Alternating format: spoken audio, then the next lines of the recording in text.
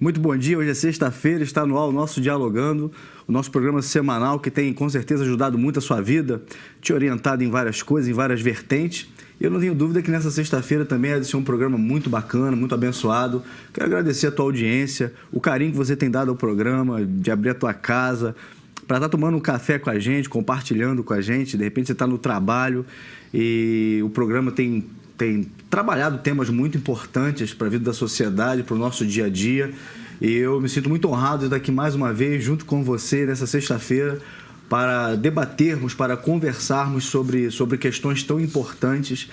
E hoje também nós vamos estar trazendo um assunto muito sério, sobre o direito, né? Daqui a pouco a gente vai estar fazendo uma abordagem sobre isso, mas primeiro eu queria agradecer aqui a presença do nosso querido doutor que está aqui visitando a gente hoje, doutor Wagner. Obrigado pela tua presença. Um prazer, pastor Ricardo, pastor Alonso, participar de um programa desse que tem um diferencial na maneira como apresenta e trata os temas. É por isso que ele está fazendo tanto sucesso. Com certeza, o carinho, o prazer nosso estar recebendo o senhor aqui, Obrigado. Que não tenho dúvida que há de abrilhantar e acrescentar muito.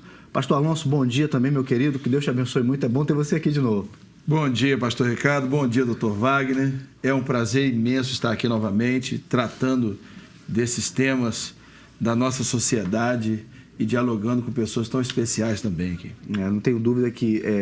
falando-se sobre direito, sobre justiça, a gente está vivendo um clima muito tenso no nosso país, muito pesado. A gente percebe que a impunidade e tudo que está acontecendo no nosso país tem refletido em várias áreas, na educação, até mesmo no futebol. Eu estava vendo uma matéria sobre isso, que a crise, a impunidade, até mesmo o esporte é afetado com isso. Hoje nós vamos estar falando Nós vamos estar dialogando sobre a diminuir a maioridade penal e dando uma vertente teológica sobre isso também. E o doutor Wagner, ele é professor universitário e ele há de nos ajudar muito acerca disso. Acerca de diminuir essa maioridade penal. A gente ouve se falar tanta coisa sobre isso, tanta coisa, coisas que podem resolver ou outras que não resolvem. Alguns falam que é melhor prevenir, é melhor fazer um trabalho de antecipação para que as pessoas de menor idade não venham a cometer os tais erros, mas muita gente acha que não. Mas é justo reduzir, doutor, a maioridade penal? É justo fazer isso? Essa pergunta é boa, porque quando a gente pergunta é justo, a gente tem que perguntar é justo sob a ótica de quem? Sim. Sob a ótica, obviamente, da sociedade, não se pode responder essa pergunta sem considerar três aspectos. O primeiro, o Brasil, ele, em relação aos países do mundo civilizado, obviamente, nós não estamos falando de fundamentalismo, de países que estão por aí assassinando em nome de doutrinas exóticas, nada disso, né? De ideologias exóticas. Mas no mundo civilizado, o mundo que se considera pelo menos civilizado, os países da Europa, os Estados Unidos, nós estamos indo na mesma direção ou nós estamos vindo em direção contrária? Eu sei que o programa aqui é compacto, mas só para mencionar aqui rapidamente como informação, inclusive, para que o telespectador acompanhe o raciocínio. Na América do Norte, nós temos a maioridade penal nos Estados Unidos, dependendo dos estados, porque lá a legislação é independente, de 6 a 18 anos. No México, de 11 ou 12 anos. Na América do Sul, tirando o Brasil, que é 18, e a Colômbia e o Peru, 18, a Argentina, 16 e o Chile, 16. Europa, vamos pegar a Europa, porque a Europa talvez seja uma maneira mais, vamos dizer, mais adequada da gente analisar isso. A Alemanha, 14 anos, a Dinamarca, 15 anos, a Finlândia, 15 anos, a França, 13 anos, a Itália, 14. Bom, eu não vou ler isso porque eu não vou... Sim. Países considerados referência. Países, né? Considerados referência. Eu não vou ler toda a relação do mundo, porque isso tomaria um tempo enorme. Mas a esmagadora maioria dos países do mundo tem maioridade penal abaixo de 18 anos. Alguns até de 11 anos. Acaba nos Estados Unidos de ser preso uma criança que matou uma vizinha por uma causa banal e está sujeito a sofrer uma penalização da prisão perpétua. Esse é o primeiro fator. O segundo fator é o seguinte: se o governo, o Estado brasileiro, oferece, vamos dizer, diz que reduzir a maioridade penal não é uma boa coisa, não é justo, como foi a pergunta, eu pergunto o que o Estado brasileiro está nos oferecendo à sociedade, às pessoas de bem, em troca disso, quer dizer, para substituir a redução da maioridade penal. Não está oferecendo absolutamente nada. E a terceira coisa é por que o governo tem tanto empenho em que não se reduza a maioridade penal. O governo tem tanto empenho porque o problema não se circunscreve a ser justo ou não ser justo. É porque, se for reduzida a maioridade penal, será necessário construir presídios adequados para receber específicos. E, obviamente, o governo não está investindo nem no sistema prisional para os maiores, que dirá para os menores. Isso é fato. Então, a grande defesa e a articulação que o governo faz no sentido de dizer que é uma injustiça, que é um absurdo, isso e aquilo, na verdade está respaldado, quer dizer, está escudado pela preocupação de não precisar gastar com isso. Então, eu diria que justo é para com a sociedade. Eu ainda diria, doutor Wagner, dentro do próprio contexto em que eu vivo, no contexto teológico, contexto eclesiástico, que, além disso tudo, ainda não há um investimento pesado com as famílias, na educação de valores.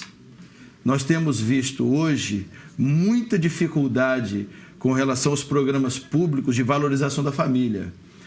Desde os tempos mais antigos, na Bíblia, lá na Lei de Moisés, lá no Deuteronômio, uma das coisas fundamentais que eram descritas ali também, na Lei de Moisés, era a importância de se passar ensinamentos e valores éticos, universais, eternos, para os filhos. Inclusive, o texto de Deuteronômio é bem claro, quando diz: olha, você vai ensinar seus filhos dentro de casa, andando no caminho, quando se levantar, ao deitar, ou seja, em todas as áreas da sua vida, os pais deveriam ensinar valores aos seus filhos, valores éticos, valores eternos, e quando a família abrir mão disso, não é o Estado que vai fazer, não é mesmo. Eu não sei se o pastor Ricardo e o pastor Alonso haverão de concordar, mas eu diria que o que nós estamos vendo atualmente acontecer no Brasil é bem o contrário. Alguns segmentos, vamos dizer, políticos da sociedade caminharem no sentido de destroçar esses valores. Eu não vou nem entrar aqui no debate de quem está fazendo isso ou o que está defendendo, porque o formato do programa não permitiria isso, mas todos sabem do que nós estamos falando. Quer dizer, existem grupos políticos, grupos organizados partidariamente, tentando destroçar e extinguir esses valores, que é exatamente o contrário do que o pastor Alonso falou. Exatamente. Entendeu? Então, isso acrescentando a isso tudo, muitos falam, né? Deveria oferecer outras atividades, deveria oferecer isso, mas a principal formação ética de um jovem não está em atividades esportivas. A principal formação ética de um jovem, de um adolescente, de uma criança, não está no lazer, está no ensino de deveres. E isso ele só aprende em casa, isso ele deve aprender em casa. Agora, quando o pai não dá exemplo, né? Quando a mãe não dá exemplo, ele espera o quê? Que o Estado dê exemplo? Ora, o Estado não tem condições de oferecer todo esse suporte ético, moral, para que a pessoa possa viver e criar cidadãos éticos e morais. O que pode fazer isso, a célula máter, o que pode fazer isso é a família. Não é sem razão que a Bíblia sempre se preocupa com a família, com a saúde moral, espiritual, ética da família, porque é dali que vai surgir uma sociedade forte, uma sociedade justa, uma sociedade que vai fazer em que o adolescente não ache que é normal, né, atirar, igual aconteceu nos Estados Unidos, que você citou bem, o doutor citou bem, que nos Estados Unidos que a criança achou que porque não fez o que ela queria, foi lá, pegou o rifle do pai e deu um tiro. E aí, se o senhor me permite, eu gostaria de adicionar o seguinte: um dos argumentos que o governo brasileiro atual, ele tem uma posição clara e fechada contra essa redução, que está fundada naquilo que a gente disse anteriormente, mas um dos argumentos que o governo tem usado é que é melhor, e ter uma criança na escola do que na prisão. Olha, isto é um argumento falacioso, porque é sim, ninguém duvida que é melhor ter uma criança na escola do que na prisão. Agora, ninguém diz é o contrário. É melhor ter um bandido na prisão do que na escola, para agredir professores, os colegas, os servidores da escola. Quer dizer, o que essas pessoas que não estão sendo penalizadas, menores infratores, não estão sendo penalizados, estão fazendo é na escola agredindo mais, ferindo mais, cometendo outros atos criminosos. A mente do ser humano é um negócio, algo muito engraçado de parar para pensar. As crianças, esses jovens, eles têm a plena consciência de quê? Por que eu estou falando isso? Eu, durante um tempo, eu fiz um trabalho de capelania prisional no Espírito Santo. Então, a gente lidava muito com várias faixas etárias, né? Tanto dos maiores quanto dos menores. Em Maruípe tem um sistema prisional para menores. E o que eles sempre falavam era o seguinte: pastor, a gente sabe que quando eu completar a maioridade, eu vou voltar a ser primário. Então, eles já tinham uma intenção de saber que se o que fizesse até os 18 anos, pós 18 anos, ou tendo acesso à maioridade penal, isso tudo ia ser zerado. E a gente sabe que o sistema carcerário não ajuda muito. Será que com essa aprovação dentro do que o doutor falou, será que não iria piorar a situação? Porque a gente sabe que a comunidade carcerária, a instituição que deveria recompor, reestruturar a vida do ser humano, isso não acontece lá dentro. Aí o pastor falou numa coisa que é uma coisa também que deve ser observada, que as pessoas estão desatentas, que é o seguinte: se o senhor pegar o ECA, o Estatuto da Criança e do Adolescente, o senhor vai verificar que o que se propõe no ECA é um tratamento aos chamados menores infratores que estão cumprindo medida socioeducativa. É um eufemismo. Chama de medida socioeducativa o que deveria ser uma pena. E chama de menor infrator, de ato infracional, aquilo que deveria ser crime. Deveria ser chamado de crime. Então, o senhor vai verificar que o que está proposto e previsto no ECA não existe na prática. Igualmente, não existe na prática o que está proposto numa lei chamada Lei de Execução Penal para os Maiores, que é a LEP, e que existe desde 84, mas que também não existe. Se o senhor pegar a LEP, o senhor vai verificar que as condições de encarceramento e de tratamento do encarcerado, do convicto lá, elas deveriam levar os que são recuperáveis, porque alguns são irrecuperáveis, os que são recuperáveis a um processo de reinserção social. O que não acontece, porque aquelas condições não são oferecidas. Igualmente, os menores deveriam, com essas medidas socioeducativas, serem trabalhados para reinserção social. Então, vamos separar coisas que são diferentes. Uma coisa é justo que o menor cumpra a pena, segundo aquilo que eu defendo e que defendi anteriormente aqui? Sim. Agora, ele terá condições de reinserção social da forma como se encontra o sistema, digamos assim, de manutenção dos menores, e igualmente dos maiores? Não, mesmo os que sejam recuperáveis. Sim. Então, a gente vai ter que separar. E aí, o que está nesse liame aí, nessa ligação? A indisposição, a não priorização do governo de criar condições adequadas para que este processo de recuperação possa ocorrer. Aí, meu amigo, não dá para dizer, já que eu não posso recuperar, deixa ele matando, deixa ele roubando, deixa ele cometendo latrocínio, deixa ele traficando, porque eu não quero, não posso priorizar a construção de estabelecimentos adequados para que ele seja recuperado. A questão, então, doutor Wagner, não está em punir o malfeitor, aquele que cometeu um crime. A questão da redução está nisso. Isso nos leva a uma questão muito importante, voltando a citar esses valores, esses conceitos espirituais e eternos, sobre a responsabilidade individual, que sempre a Bíblia toca nesse ponto, a responsabilidade do indivíduo, seja em que idade for.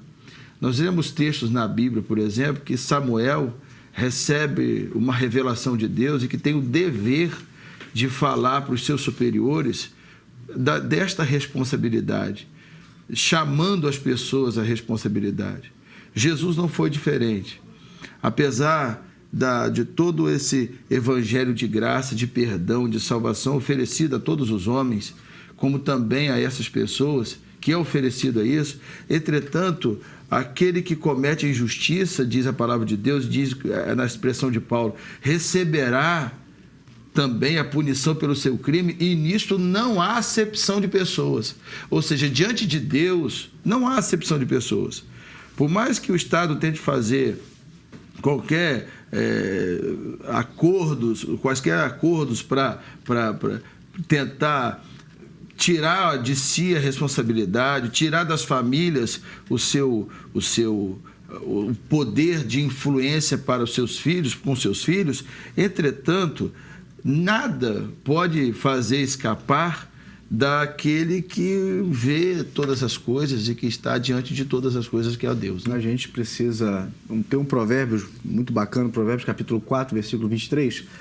A Nova Tradução na linguagem de hoje fala muito bacana. Diz o seguinte: cuidado com o que você pensa, pois a sua vida é dirigida pelos seus pensamentos. É sobre tudo isso que está sendo falado aqui, que sirva de orientação, doutor, para as famílias, que possam ter mais cuidado com os seus filhos, que eu vejo que tudo é uma bola de neve. A Bíblia fala sobre abismo, que um abismo gera outro abismo. Então eu vejo que a falta de conduta dentro de casa, a falta de cumprir os deveres, o Estado e os órgãos competentes que deveriam fazer, muitas vezes não fazem, ficam muito aquém daquilo que deveriam fazer. E tudo isso que a gente falou aqui nessa manhã, né, de forma muito, muito sucinta, mas muito rica, que vocês dois abordaram um tema tão complexo que fala sobre diminuir a maioridade penal. A gente sabe que a gente não consegue olhar o coração de ninguém, a gente não sabe a intenção de ninguém, mas a nossa parte a gente precisa fazer. Então eu queria agradecer muito ao Dr. Wagner. Muito obrigado, doutor, pela tua participação. Eu é que agradeço pela possibilidade de participar disso. Sei que o programa é compacto, esse tema ele implica e possibilita uma discussão muito mais ampla e muito mais profunda. Eu apenas gostaria de lembrar, finalmente, pastor, que em que pesem as críticas feitas a respeito da inércia do Estado brasileiro, este processo ao qual se refere e se referiu o pastor Alonso não se limita ao Estado brasileiro. Isso tem um envolvimento da própria sociedade, das famílias em primeiro lugar, porque só assim a gente consegue direcionar os menores para fora da senda do crime. Muito obrigado, doutor, mesmo, muito obrigado. Sabe as palavras. Pastor Alonso, mais uma vez, muito obrigado também. O prazer foi meu estar aqui dialogando um assunto tão importante, tão relevante e que tem implicações diretas com as famílias da nossa sociedade. Muito obrigado. Você que esteve conosco aí de casa, muito obrigado pelo carinho, pela atenção. Espero que tenha sido proveitoso para você e que você nunca se esqueça que dialogando a gente sempre chega lá. Um abraço, que Deus te abençoe.